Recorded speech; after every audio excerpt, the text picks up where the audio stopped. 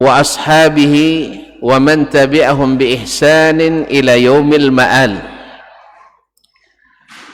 Amma ba'du, fattaqullaha ayyuhal muslimun wa ayyatuhal muslimat rabbal ardi was samawat fa innahu qad fazal muttaqun. Ya ayyuhalladzina amanu ittaqullaha haqqa tuqatih wa la tamutunna illa wa antum muslimun. Para hadirin wal hadirat, bapak-bapak dan ibu-ibu, alim ulama, cerdik pandai, nenek mama, tokoh masyarakat, tokoh umat, para hadirin wal hadirat, wal musyahidin wal musyahidat yang saya muliakan, saya hormati. Alhamdulillah, dengan izin Allah kita telah menyelesaikan salah satu kebutuhan pokok kita, yaitu salat isya berjamaah. Mudah-mudahan Allah berkenan menerima, mengabulkan doa, harapan dan permintaan kita. Amin. Ma'asyiral kiram, selawat dan salam kepada baginda Rasulullah sallallahu alaihi wasallam, Sayyidul Anam, pada para keluarganya, anak istri dan keturunannya, para sahabat yang setia mendampingi dakwah dan risalahnya, sama-sama berjihad di jalannya, para tabi'in yang setia, dan kaum muslimin dan muslimat sampai hari kiamat. Kita lanjutkan. Aku ingin seperti mereka.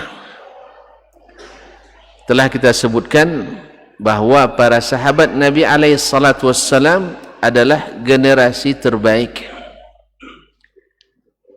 sehingga patut dan pantas bila diberikan predikat masa emas Islam.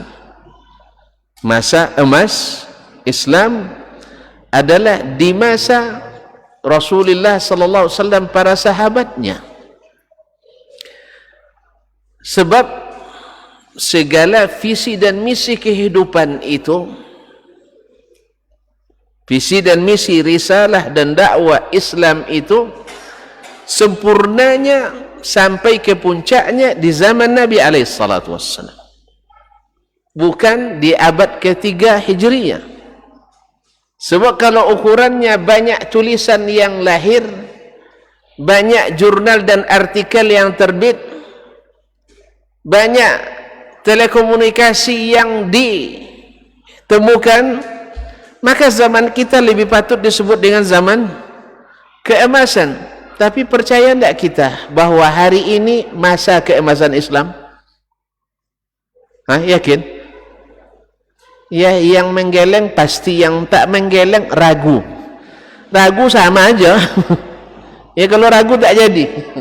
Jadi sebab itu hari ini bukan masa keemasan Islam. Walaupun umat Islam banyak menulis, umat Islam banyak karya ilmiah, umat Islam ramai jumlahnya, tetapi saya tidak yakin, dan pasti tuan-tuan dan puan-puan tak yakin hari ini masa keemasan Islam.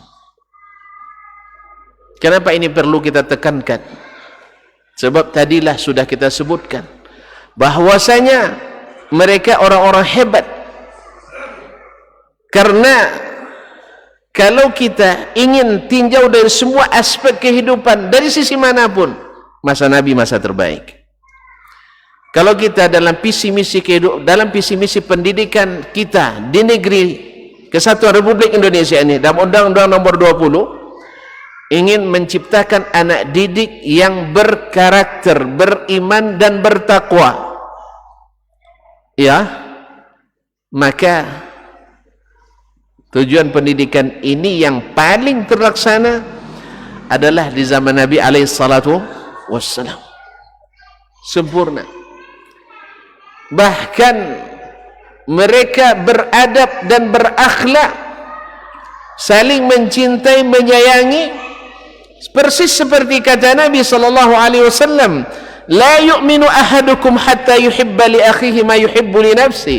Tak sempurna iman seseorang dari kalian sampai dia mencintai untuk saudaranya seperti dia mencintai untuk dirinya.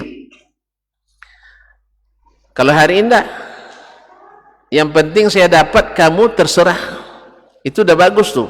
Kadang yang milik orang pun diambil dan dia rampasnya.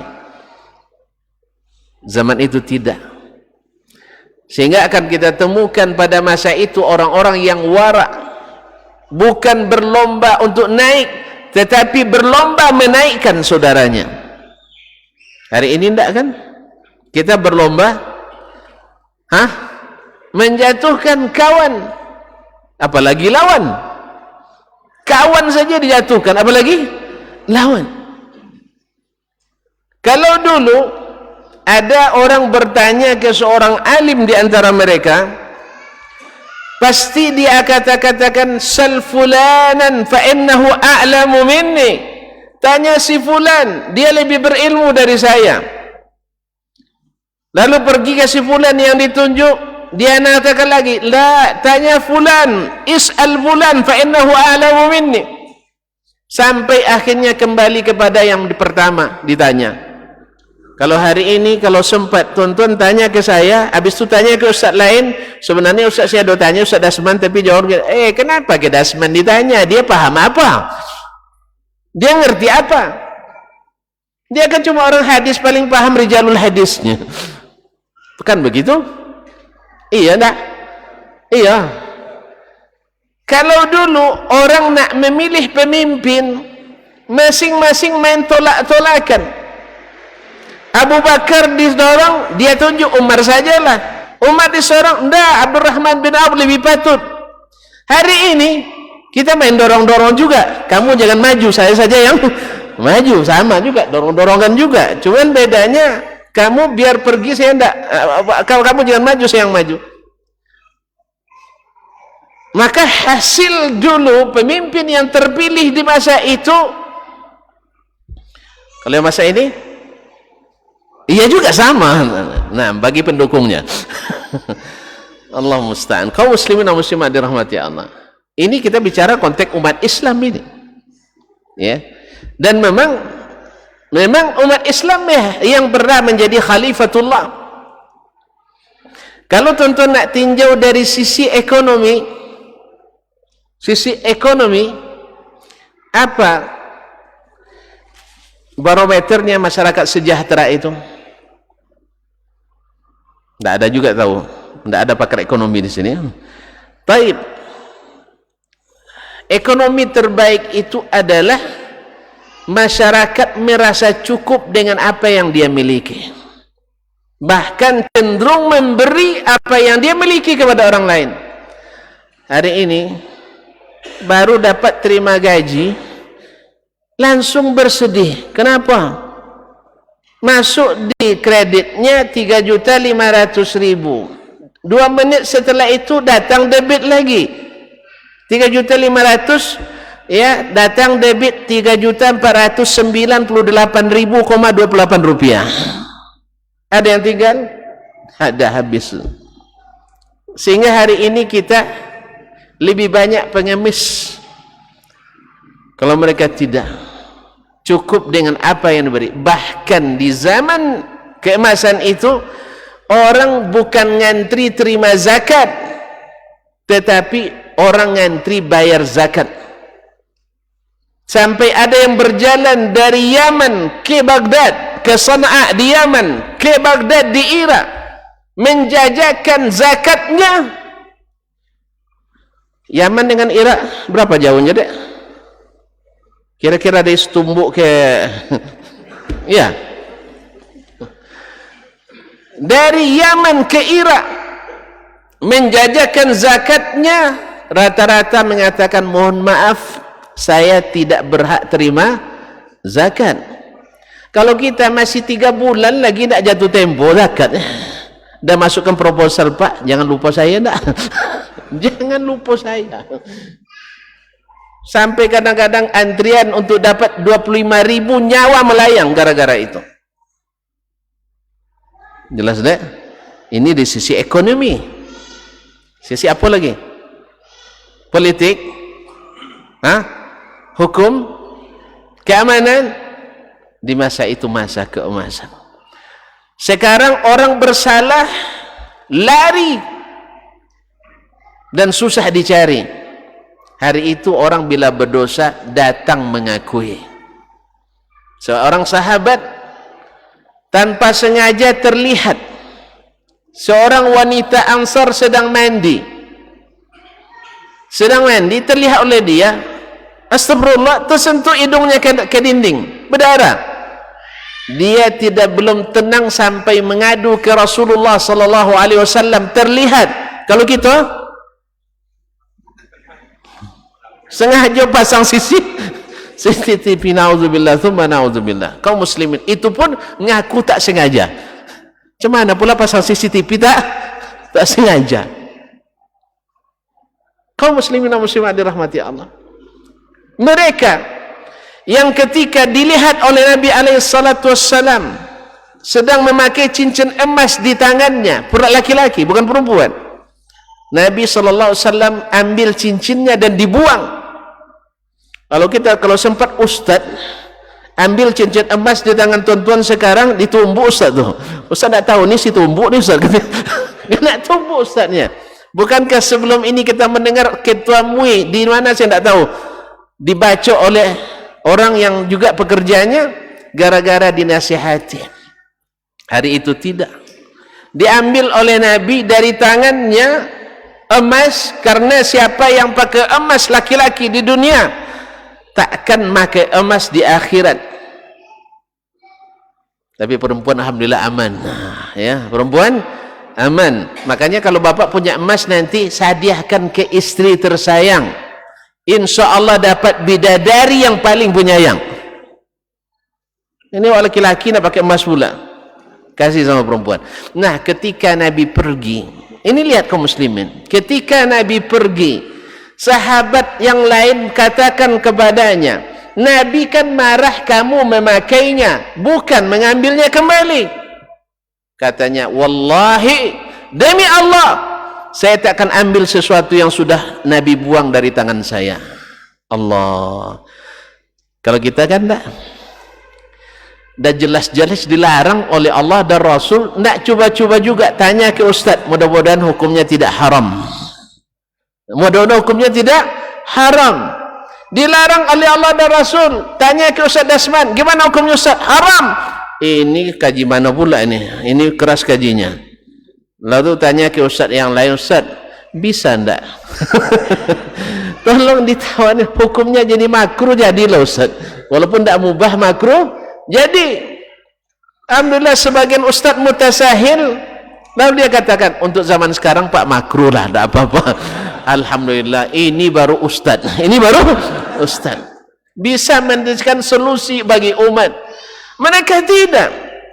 Kalau dilarang Nabi, mereka sami'na wa ata'na. Itulah makanya mereka dapat jaminan masuk surga. Cita-cita mereka tinggi, kalau cita-cita kita rendah. Namanya saja cita-cita dunia. Dunia dalam bahasa Arab artinya yang paling rendah. Dunia, jabatan paling rendah. Maka cita-cita kita selalu di bawah kolong langit saja. Tapi kalau mereka cita-citanya tinggi. Oleh sebab itu, aku ingin seperti mereka. Nah, pertanyaannya, sebab sebenarnya masih banyak, ya, masih ada lebih kurang 30 sebab lagi yang membuat kita harus mencontoh mereka. Tapi cukuplah 3 atau 4 ini ya. Nah, apa yang membuat mereka seperti itu?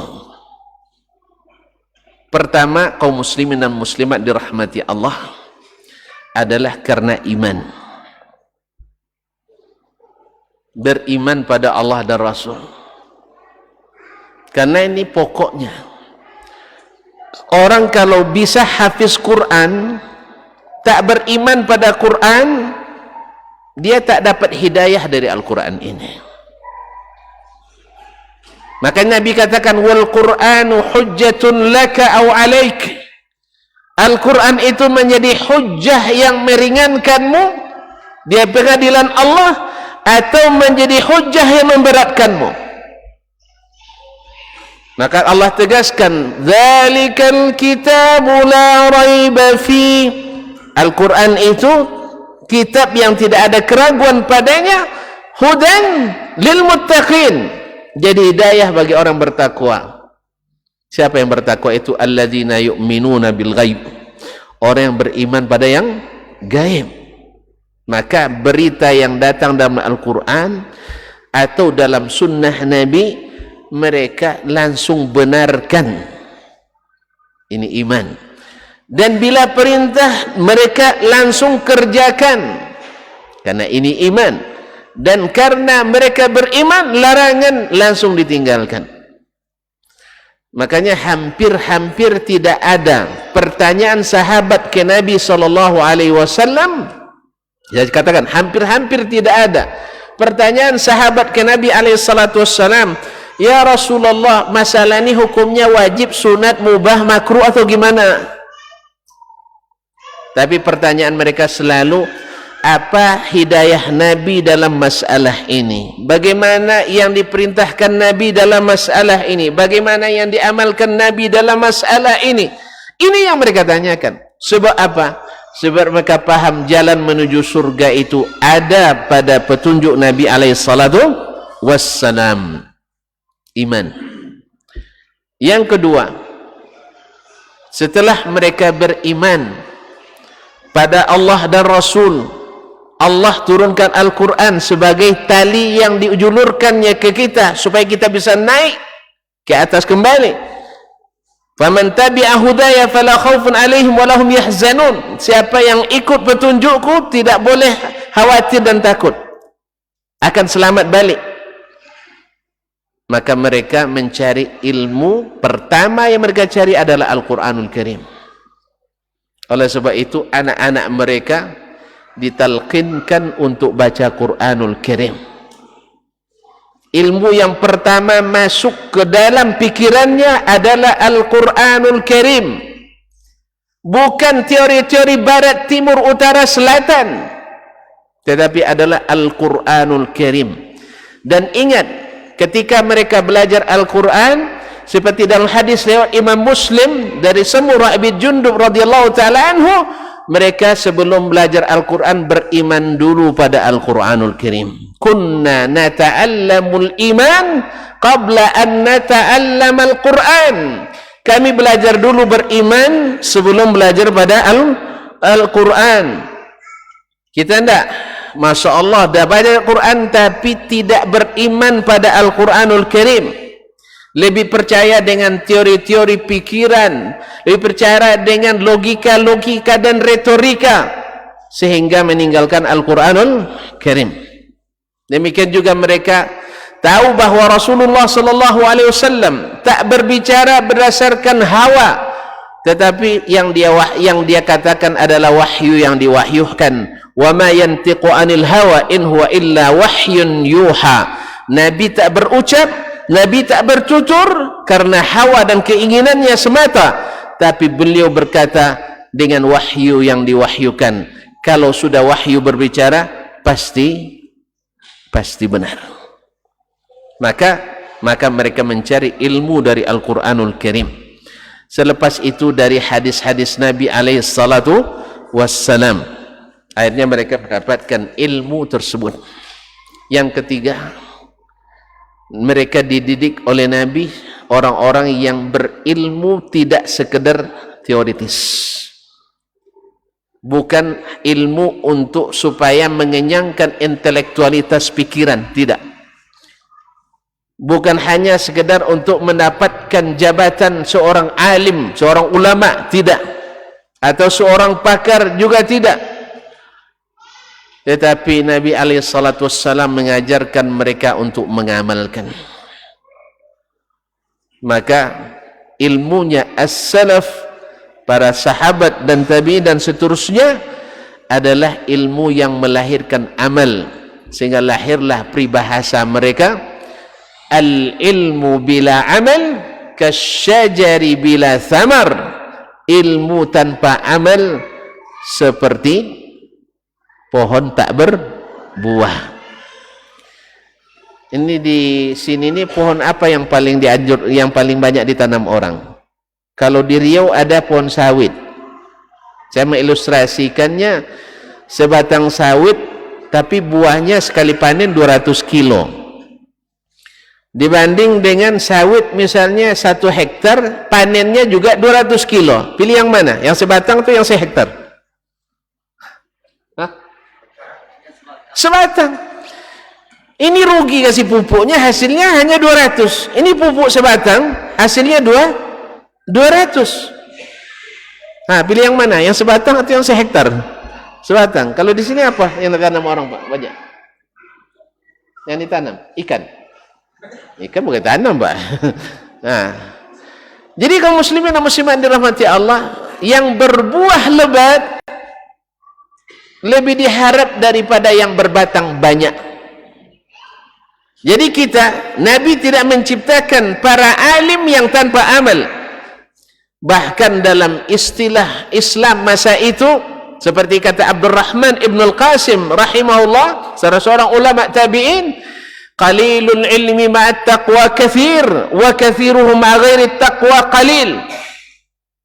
Sedikit ilmu dengan ketakwaan, artinya diamalkan, lebih bernilai banyak daripada banyak ilmu tetapi tidak ada ketakwaan. Makanya Allah melihat amal kita, bukan pengetahuan kita. Oh, itu saya tahu tuh, Ustaz. Ya tahu, buktikan. Oh, Ustaz, saya sejak pesantren sudah menghafalkan dalilnya. Iya, saya tahu, saya juga pesantren dulu. Tetapi buktikan mana amalnya. Inilah yang menyelamatkan mereka kaum muslimin dan muslimat yang dirahmati Allah. Bukan hanya kaum laki-laki, bahkan kaum wanita. Selesai Nabi salat Idul Fitri dan Idul Adha, selesai khutbah, Nabi pergi ke tempat kaum wanita, mengatakan, ya ma'syaran nisa, inni arakunna akthara ahlin nar. Saya melihat kaum wanita itu yang paling banyak masuk neraka.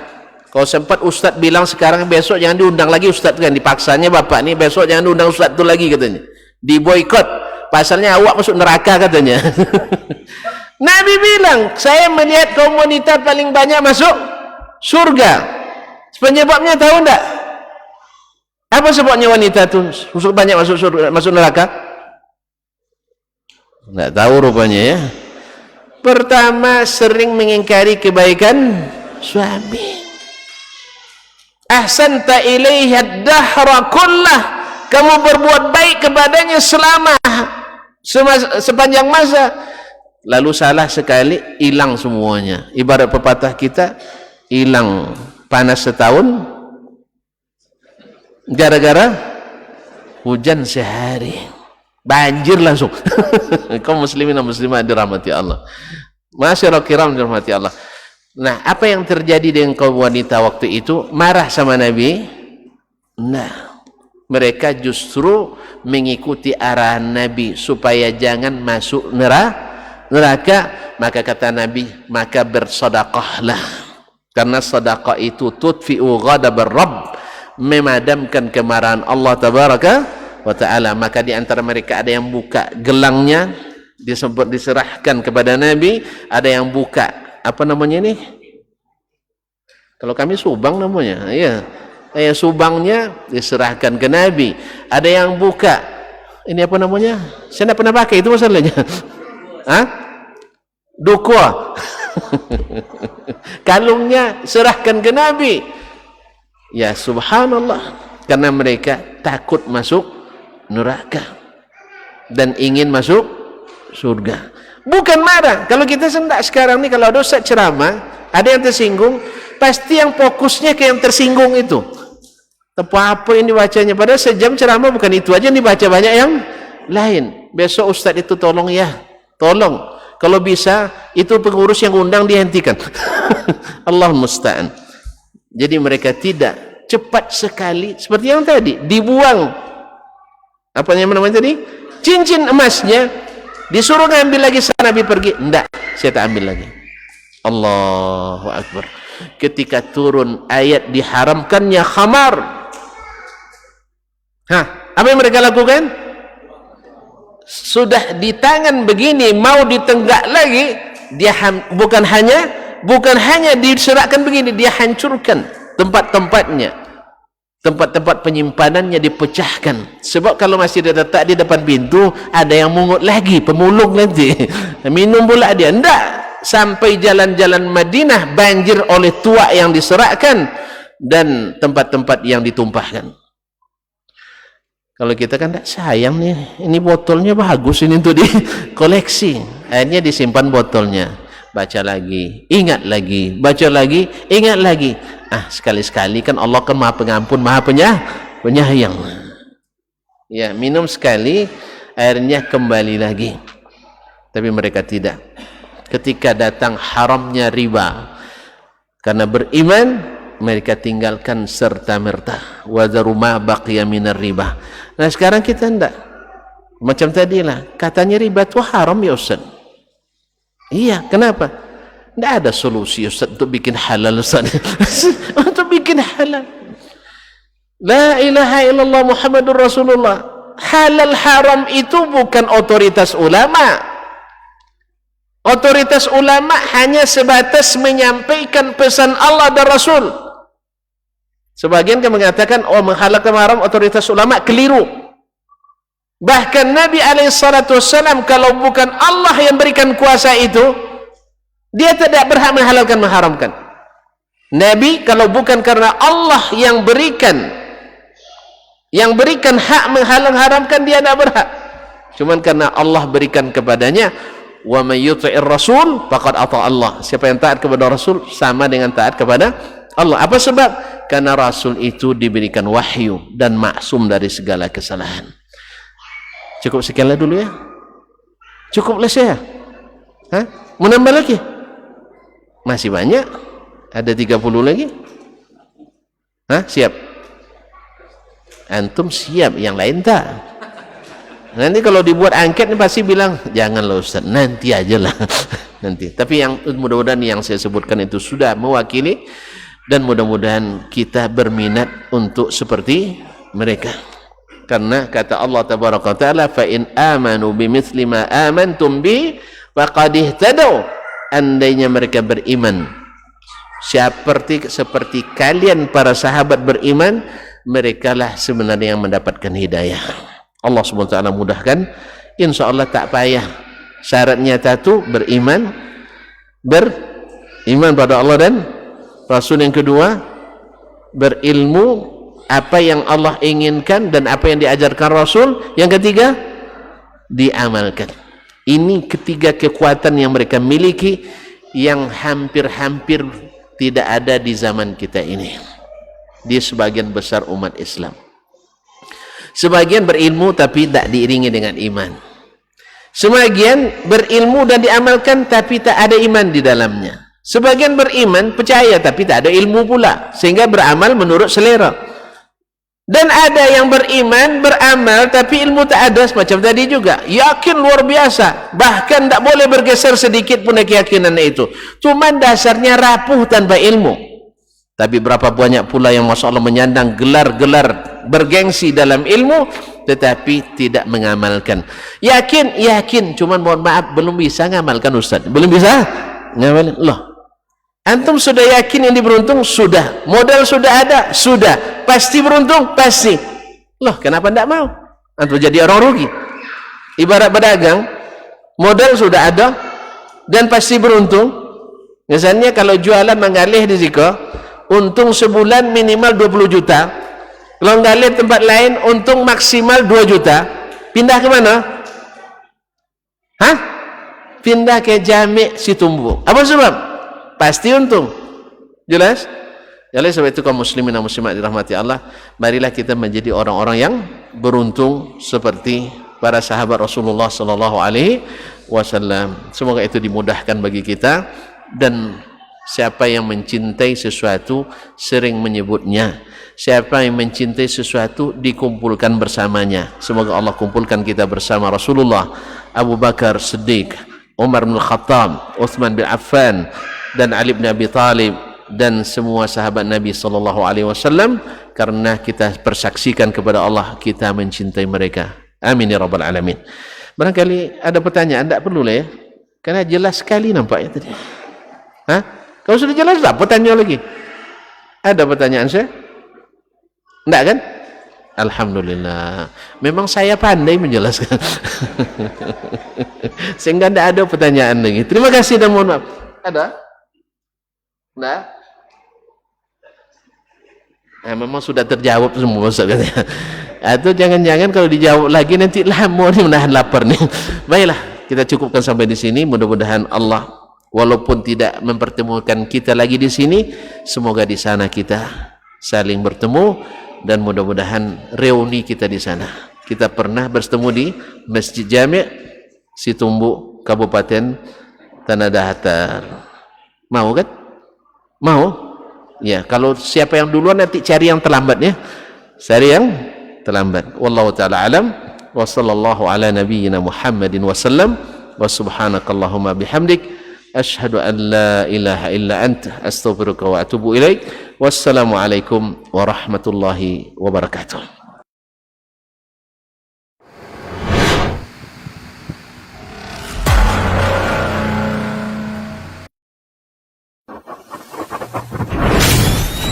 Robbani, merajut ilmu dan peradaban.